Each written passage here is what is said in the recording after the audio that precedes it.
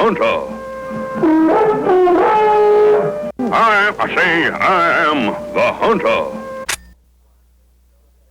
It's not that easy to hit a bird while he's flying. They just know you're there, so they're dodging around, trying to be evasive.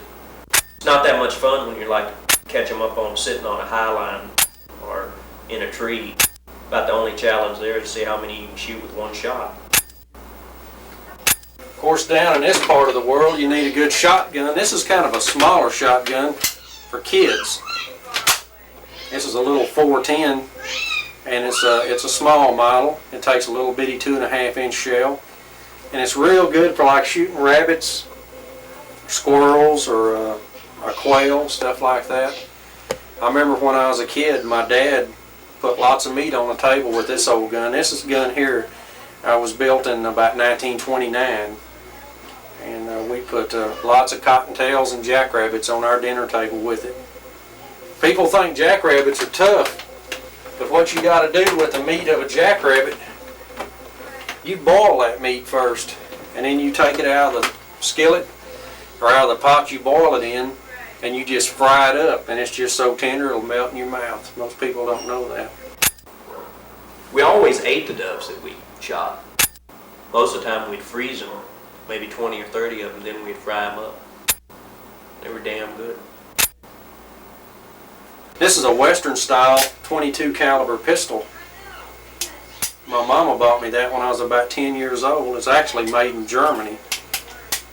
But it's the old Western style, kind of like the Colts that they used out in the Western days, the cowboys carried.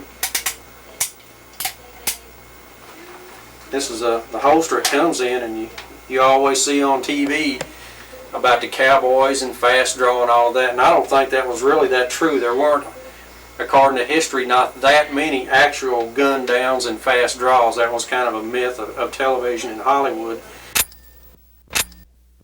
I don't know, I never really got into hunting deer. Something about getting a long way off, shooting a deer just didn't appeal to me. This is a Browning compound bow and arrow. Nowadays they're a lot more powerful than they were historically, because they have a lot more power being a compound with all these pulleys. The old recurve bows, it was kind of hard to kill a deer. But I've killed 4 or 5 white-tailed deer with this one. It's even got sights over here for 50 and 100 and 200 yard shots. I can pull this thing back and drive it all the way through a white-tailed deer. I might could even hunt elk with it. I remember last year I was up in a tree, and 3 bucks come right up under me within 75 feet. And there was a 6-point and a big 8-point buck. And I got what you call buck fever, because I started shaking so bad the arrow was actually rattling against my bow and scared all the deer away, so I didn't get a shot at anything. For a little bit heavier game, or maybe even just self-protection, I have a .357 Magnum. Now the .44 Magnum is about the world's most powerful handgun, and the .357 is pretty close behind it. Now this one here is a double action, holds 6 shots.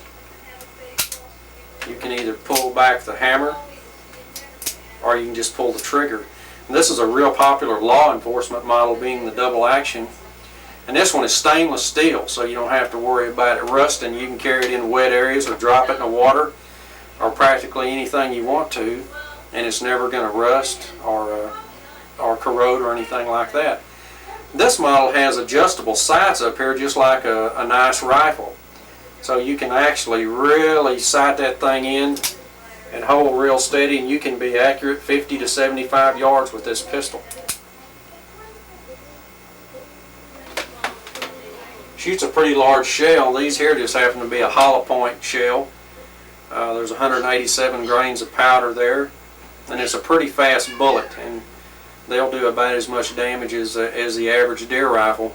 The .357 Magnum was one of the first pistols ever built that the bullet could actually penetrate the block of a car, even go all the way through a V8 engine. So I think that this is one of the revolutionary calibers in pistols, and still today one of the most popular.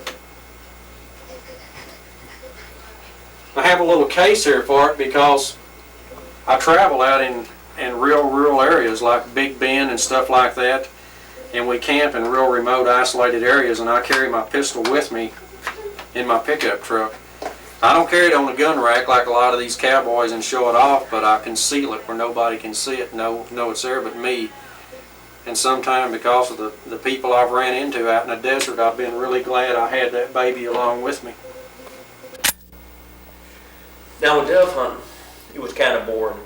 Sometimes you didn't have anything to do. Now you'd sit around the water tank because the doves like to come to the water. And then as they flew through, everybody would just sometimes just be blasting you and say, "Hey, one over there!" I really enjoy hunting with guns. This little 30-30 here kind of helped win the old Wild West. This is a more modern version of the Marlin 30-30. Actually, most of them in the old days were Winchester.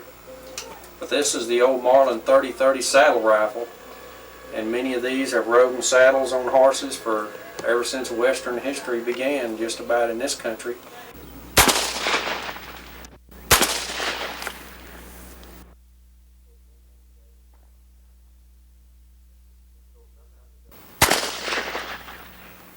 So sometimes a dove will come through and you just shoot him to pieces because there'll be so many people shooting at him. You'll never find him, he'll fall in the water. Then other times you'll be real bored, so you'll be looking for snakes down in the tank. You get your 22 and you can just like be popping, seeing who can pop their heads off.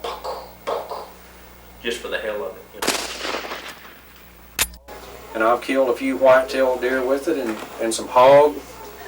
I'm not much on hunting birds, but I really like to shoot deer and maybe even occasionally a javelina.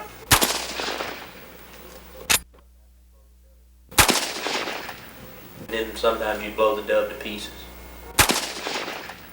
Popping their heads off. And I've killed a few white-tailed deer with it and some hogs.